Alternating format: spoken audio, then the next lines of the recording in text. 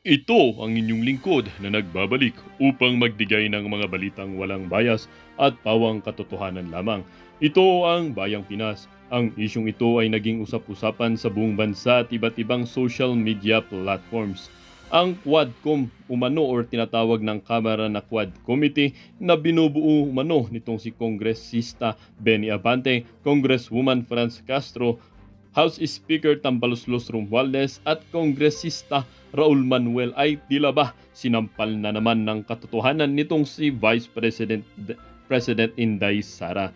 Tila ba ang itong Quadcom na ito or ang Quadcom or ang Quad Committee ng Kamara na ito ay tila ba walang takas dito sa tindig at tapang nitong si VP Inday Sara na tila ba nagpaiyak sa kanila dahil nga umano itong mga apat na ito ay talagang sobra na ang pagtitira or pagsisira nila sa pangalan nitong si VP Inday Sara at pag-question daw umano nitong budget ng OVP or ang budget ng Office of the Vice President kung saan daw ito napunta. Dito nga natin makikita mga kaibigan na itong tukmol na apat na ito ay tila ba parang hindi nag-iisip. Siyempre, siyan pa ba yan mapupunta? Duterte yan, siyempre sa mga mamamayan. Kung questionin nyo din po mga kaibigan or questionin pa rin ba ng Quad Committee ang budget ng Departamento ng Edukasyon kung saan pinamunuan umano ito ni VP Inday Sara na kamakailan lang ay dahil siya nag-resign, pati ba naman ang budget ng DepEd ng Departamento ng Edukasyon ay kinu-question nila kung saan daw napunta, malamang saan ba mapupunta, hindi malamang sa estudyante at sa mga pampublikong paaralan.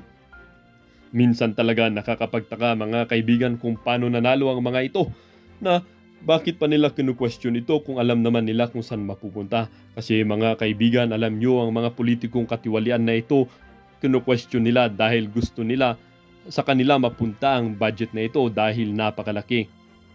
Dahil alam naman natin mga kaibigan, ang Quad Committee na ito ay talagang sakim sa kapangyarihan at lalong-lalo na sakim sa pera.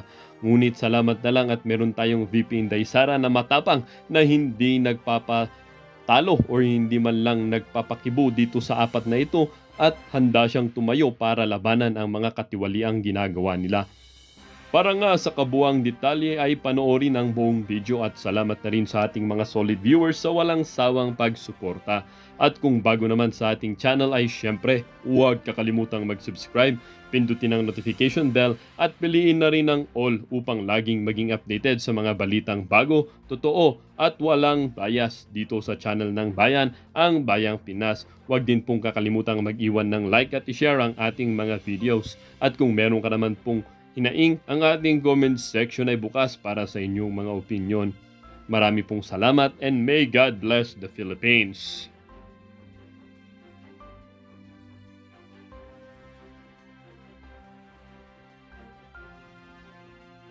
Loko-loko ka pala eh. Yung opisina ni VP Sara, iba sa opisina ni Marcos Jr. Hindi ka nakapagtanong kay Marcos Jr., ibubuhos mo yung sama ng loob mo kay VP Sara. Ibang klase ka din, madam. Tuloy natin. Tapos ngayon naman, wala naman yung Office of the Vice President para tanungin namin, Madam Chair. So Madam Chair, hindi ko maintindihan kung bakit yung two highest position in the land natin ganito sa ating budget hearing sa Congress. Ang tawag ho dyan, kay Marcos Jr., ang tawag doon, long-standing tradition. Kay VP Sara, political assassination. Okay? Huwag ka nang madam, huwag ka nang magpumilit. Wala talaga. Gumugusto pa talaga ng no? Madam Chair, isang insulto sa mamamayang Pilipino at sa mga kinatawan dito sa loob ng Kongreso na hinalal ng... Alam mo ano yung insulto? Itong totoong insulto. Presidente, Vice President, na-audit. Sa President, di ko alam kung maayos. Vice President, na-audit ng COA. Yung budget nyo dyan sa House of Representatives, yun ang hindi na-audit. Yun ang insulto sa sambayan ng Pilipino, ha? Process, ayusin mo. ng mamamayan, ano? Ang hiling natin makapagpaliwanag ng accountability. Sambayan ng Pilipino, matagal na kayong hinihintay magpaliwanag sa inyong extraordinary expenses, ha? Yang sa Office of the Vice President at OVP, na-audit yan ng COA. Kayo ba na-audit ng COA yung extraordinary expenses nyo? Yung MOOE nyo, na-audit ba ng maayos ng COA? talaga. At ang hiling natin ay Oo. maglinaw, no, ng mga, kasi marami pa po tayong tanong kaugnay dito. Maraming tanong ang sambayan ng Pilipino sa inyo, Madam Brosas. Huwag mo kaming paandaran na madaming tanong. Okay? She may not like our questions last hearing, Madam Chair. She may not like being questioned about the OVP expenses. She may not like sitting with us here in the House. But Madam Chair, she is accountable to the people and she has this sworn duty to the Constitution, being the head of the agency, to be here. Parang naririnig ko sa'yo si Risa Hontiveros, ha? Ganyan na ganyan yung pagka-dramatic niya. O so, anong gagawin mo? Iiyak ka, magwawala ka dyan, magwala ka na. Para po ipagtanggol or malaman natin yung budget niya, Madam Chair. So yun lang, Madam Chair, as a manifestation. Thank you, Madam Chair. Madam Chair, may I manifest sige. also? Nag-iyakan na naman ho itong mga asong ito si Tambanus na. Yung mga yan, kahit presidente, kinakagat. Kong Arlene? Binigyan na nga ng magandang budget, magandang tayo dyan sa House of Representatives. Pati yung amo nila kinakagat din. Kanya talaga. Sorry, conference. Madam Yes. Chair, pwede ba kami naman muna? Hindi naman sunod-sunod na sila na lang.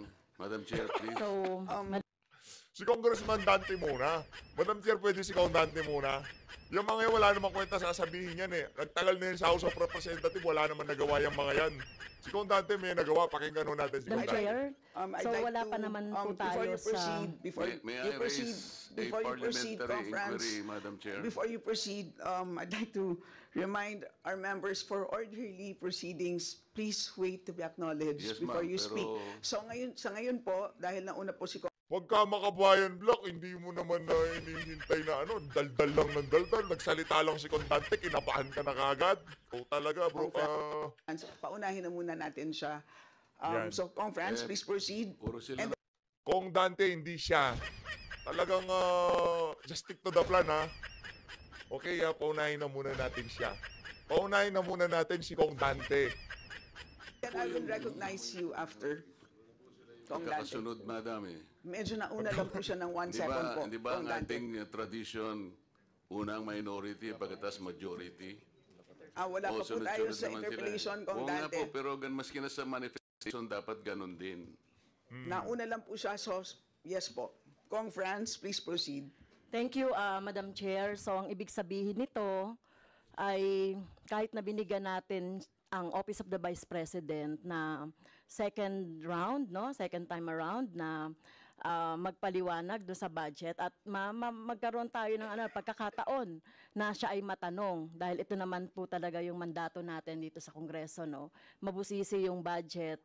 So ang ibig sabihin po nito ay binoboykot niya tayo. Pagboboykot ito, Madam Chair, dahil wala pang akong natatandaan na ahensya ng gobyerno o executive branch na binoykot ang Kongreso dito sa Anong boycott yung kay Marcos ka, hindi nyo na-scrutinize. Yung kay VP Sara ngayon, umiiyak kayo. Huwag ganyan. Talagang pinaninindigan nyo yung pagiging aso ni Romualdez, ha? dito sa budget hearing and deliberation. So ang ibig sabihin, Madam Chair, ano to, no? Ano? Betrayal of her oath of office. Betrayal of her oath of office. Yung kay Marcos Jr., hindi betrayal yon. Nakita ko yung kanyang video. Betrayal! Na ginagalang niya yung power of the purse ng Kongreso. Alam na Oo. alam niya na tayo po yung nag-allocate or nagbabudget or nag-approve ng budget ng lahat ng ahensya. So dahil pinapaubaya niya na sa atin ito, na hindi niya man lang i-defend, kasi ang laki-laki nung, Madam Chair, yung budget for socio-economic program. Loko-loko pala kayo eh. Malaki budget, binigay na nga sa inyo ang bola kung aaprubahan nyo o hindi. Di niya kailangan i-depensa. Kasi kung pupunta siya dyan, madam, ang pag-uusapan natin yung confidential fund na pinag-uusapan na sa COA, na sinasagot ng OBP sa COA. Naiintindihan nyo ho ba? Hindi naman pag-uusapan dyan yung budget ng OBP. Pag-uusapan yung budget noong 2023. Hindi naman 2025. Delivery, Loko-loko. socio-economic projects and stakeholder. ang ibig sabihin ba niyan, inaabandona niya na yung pinaplano niya siguro na mga constituents niya, nabibigyan niya nitong mga programs na ito. So, Madam Chair, so ang problema dito, no, talagang Bratinela to the max, no, na Anong Bratinela? Kung Bratinela, kayo ano? Kayo mga marites. Kailangan mapagchismisan yung si VP Sara. Kung si VP Bratinela, kayo mga marites, kayo dyan. ayaw na ngang matanong, no, Oh. umiiwas sa mga tanong. At ito pa, no, kapag gusto nating tanungin, parang hindi uma-attend doon sa ano, no. Kaya talagang Madam Chair, siguro later on kung ano yung later on na lang po, Madam Chair, yung aking magiging pasya, no, dito sa magiging budget at recommendation sa budget ng OBP. So pasensya na po ang taong bayan, binoykot tayo ng Vice President. Salamat, Kong Franz. Kong Marcoleta, Yan, kung you're now dati na ako recognized. Salamat po, Madam Chair.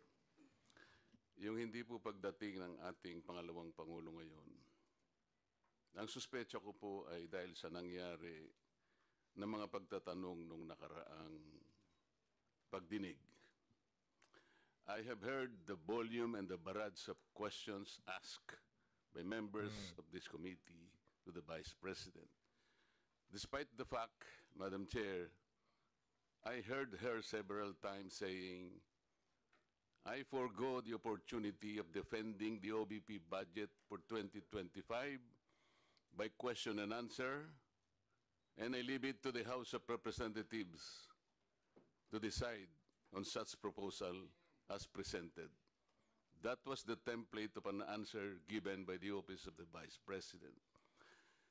Madam Chair, napilitan po akong mag-raise ng parliamentary inquiry. I think I have earned this. If I survive my term up to next year, I would have survived also, or I would have completed 18 years in this institution. And in this length of time, I have observed a tradition. The tradition is the two highest positions of government, namely the Office of the Vice President and the Office of the President, are not traditionally subjected to questions. I have observed this for so long a time. May I refresh the memory of the members of this committee, Madam Chair. In 18 years, 2022, the Minority Leader, Honorable Libanan, citing courtesy to the Office of the Vice President, took only about 13 minutes to move for the termination of the budget of the Vice President. And after that, the Majority Leader seconded the motion. That was 2022, Madam Chair. Then 2023, no less than the Presidential son, our own Senior Deputy Majority Leader, the Honorable Sandro Marcos, stood up and invoked the long-honored tradition of according courtesy to the OBP, the Office of the Vice President. And in the same manner, he moved for the termination of the Office of the Budget, the consideration of the budget of the Office of the President, Vice President.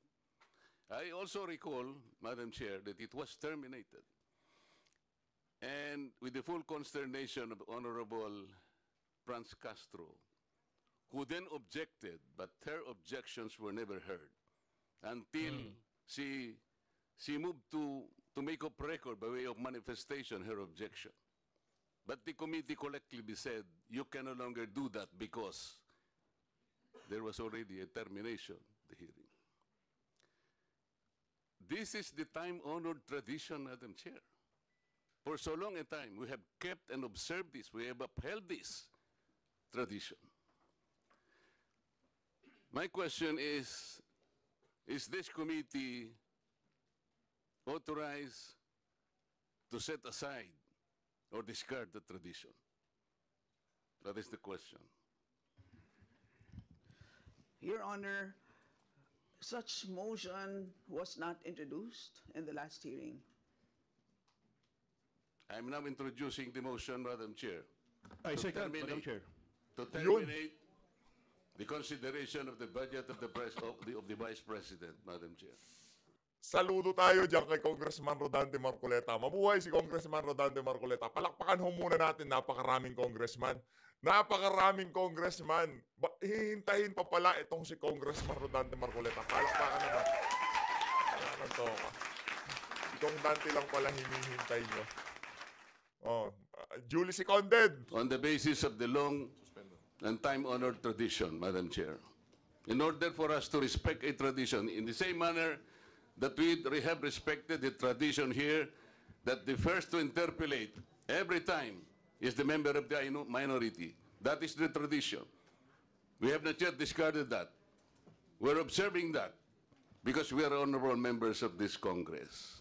So the question is, why have we discarded that tradition?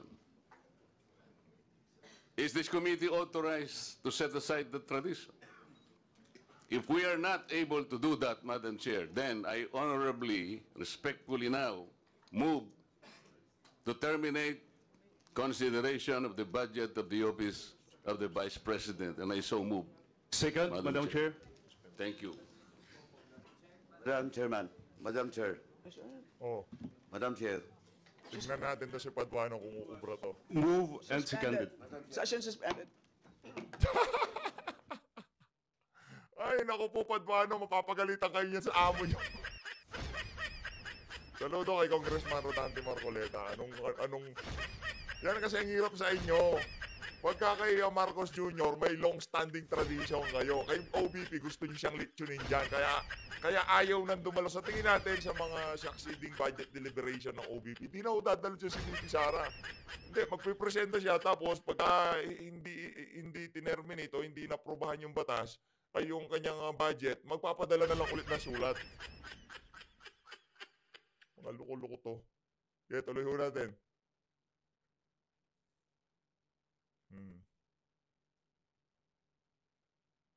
Tuloy ho natin mga We kababayan. will take that up after we respond to the Honorable Marcoleta. Thank you, Madam But yes, Chair. we note that you made an objection, but your mic was off. So, the Honorable Marcoleta, please repeat your inquiry. Yes, in connection to the earlier parliamentary inquiry, Madam Chair, I have already related the value of tradition. Parliamentary procedures, Madam Chair, grow from or are enriched by traditions, experiences, and precedents collectively gathered by the House of Representatives over years, and the institution keeps Galing them mo, well. Dante. Saludo. That galing, is why, grabe. from my entry in 2004 or the 13th Congress until today, I have observed the observance of that well-kept tradition. The two highest positions in government, namely the office of the President and the office of the Vice President, were duly accorded with respect and deference. I have observed that. That's why I have relayed to you earlier, in 2022, the Honorable Libanan, invoking courtesy, took him only 13 minutes to dispose the office of the Vice President. And that was quickly moved, quickly seconded by no less than our majority leader. That was in 2022. I'm not going by record, Madam Chair. 2023, I said, no less than the presidential son, our own senior deputy majority leader, stood up and said that in line with the time-honored tradition of according courtesy to the office of the Vice President, I move to terminate the budget briefing of the OBP. And I can recall the Honorable Castro strongly objected. No, that's in 2023. This is by the record. And she objected, but her objections were rejected by the committee because the committee already terminated the proceedings. And she kept on requesting, Madam Chair, that she makes at least her manifestation. And she was unable to do that because the proceedings were terminated. So that what I am saying, from 2004, when I entered these halls, these hallowed halls, hanggang punto sa sinasabi kong 2023, we have kept the tradition. Ngayon po, kung ano-ano ng mga tanong ang ginawa, in 2023, 22 minutes. 2022, 13 minutes. Ito po, pinagawa yan na po yung budget earlier at ngayon we're about to quarrel again on the budget. Ang tanong ko nga po ngayon, dahil nga po sa nangyayari ngayon sa budget ng Office of the Vice President, and despite her manifestation that she will no longer defend her budget because she forgo, sabi niya, I will forgo my opportunity to defend the budget of the OBP for 2025 by way of question and answer, and I will leave to the House of Representatives to decide such proposal as presented. We cannot even accept such kind of answer, Madam Chair. What do we need her to articulate for? So ang pinag-uusapan po natin, wala na po ba yung respeto sa tradisyon na yun? Kagaya po ng binabanggit ko, every time mag-interpolate po dito, Madam Chair, because of that tradition, it's always the member of the minority who will start the interpellation because we have kept that tradition. Ang dami po. Ang dami ko pang sasabihin sa inyo, haba lang tayo.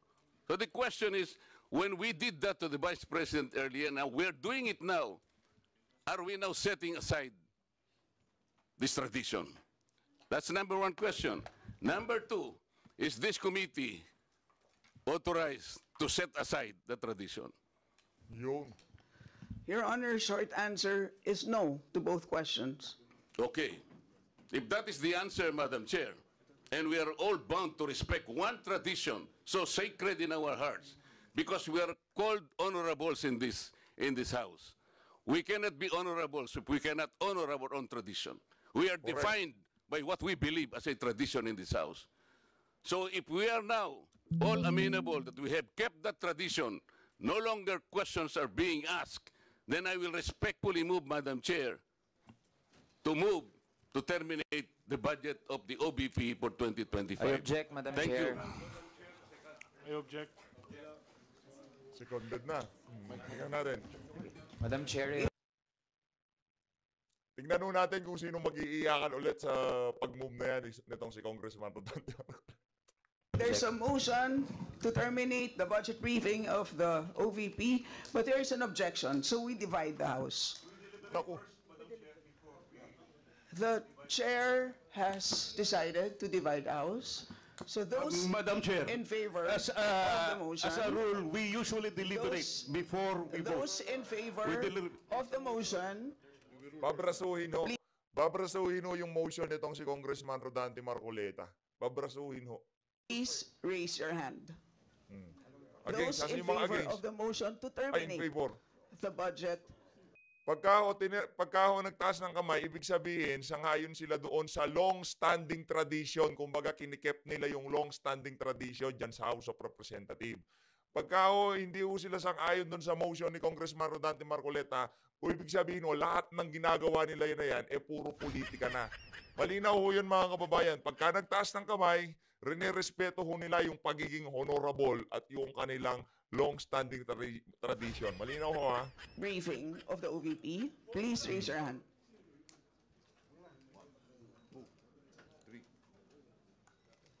Wala na long-standing tradition. Oh, wala na. Those who are So hindi na ho natin sila pwedeng tawaging honorable talaga kasi kaya naging honorable lang naman sila kasi dahil doon sa long-standing tradition eh.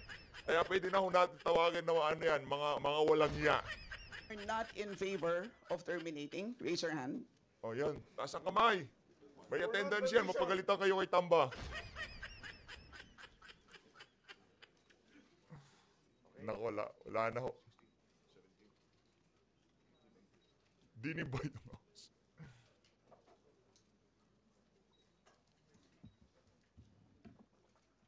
Wala na.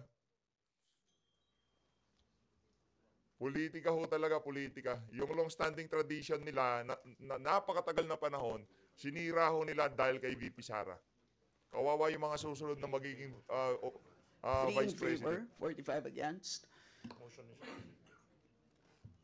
The motion is lost. Madam Chair, I thought we have kept the tradition.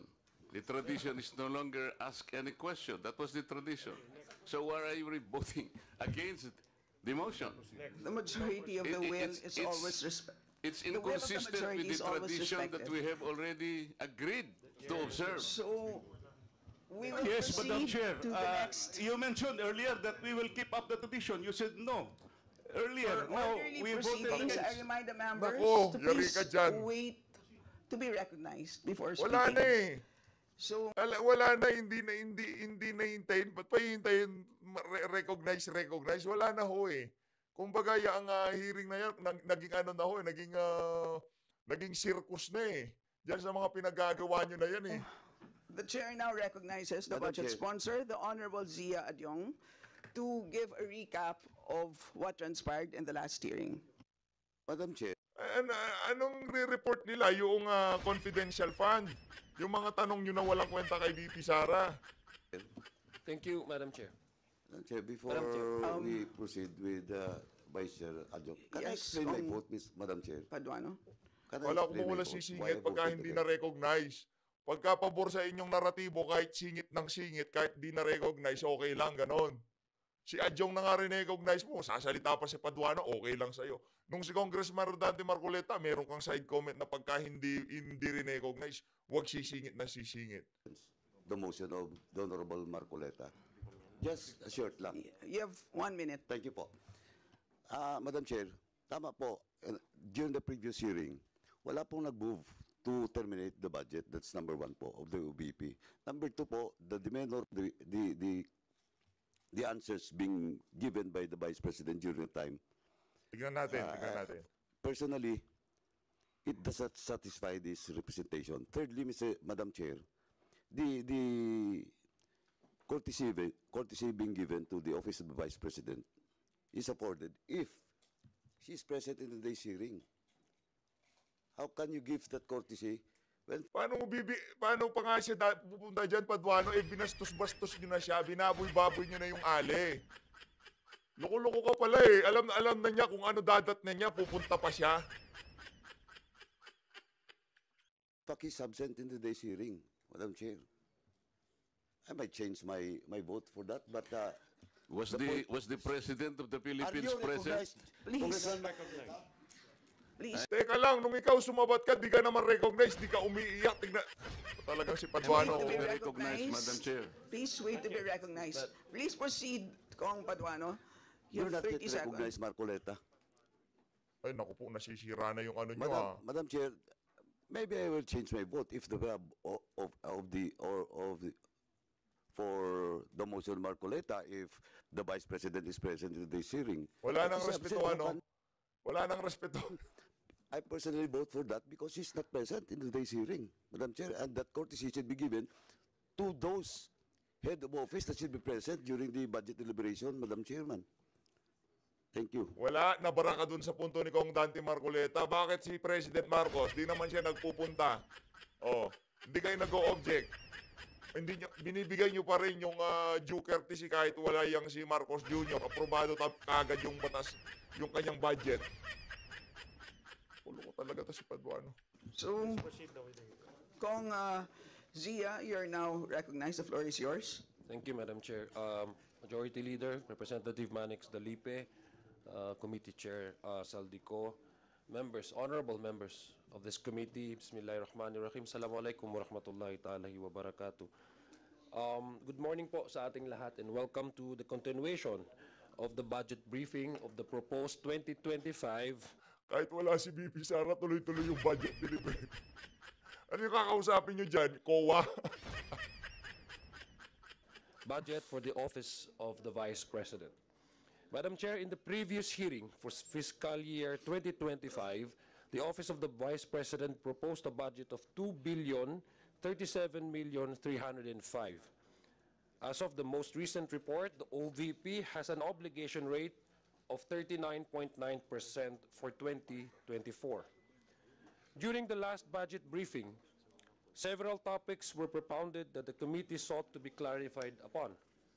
First, members of the committee asked the Office of the Vice President regarding the notice of disallowance issued by COA for the confidential funds released in 2022 indicated that 73 million pesos or 58.6% of total was not utilized in compliance with Joint Memorandum Circular 2015-01 of COA, DBM, DILG, GCG, and DND.